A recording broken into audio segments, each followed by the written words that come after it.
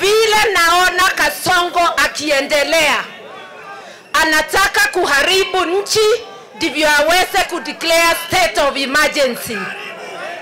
Ameona ya kwamba Kasongo ameona siku zake ziko karibu kuisha.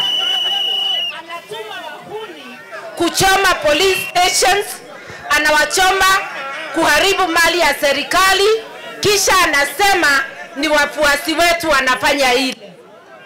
Sisi ajue ya kwamba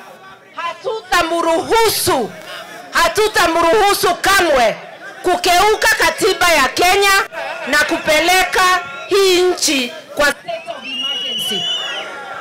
Wanataka kusema ati Gachagua ndio alifanya demonstrations.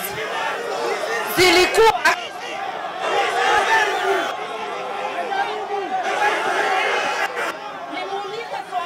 peke yake. Mutaruhusu Kasongo kutaabisha Gachagua?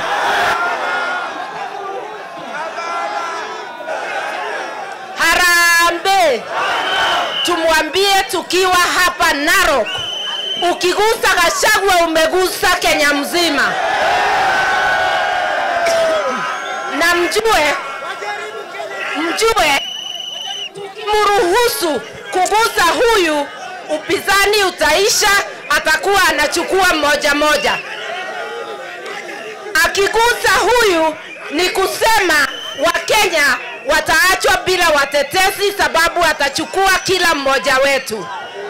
Tumwambie kwa sauti moja ya kwamba akigusa kiongozi wa upinzani yeyote na akigusa Gachagua, haitakuwa one term, itakuwa no term.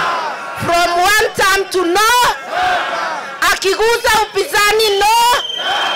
Asikia akiwa Nairobi.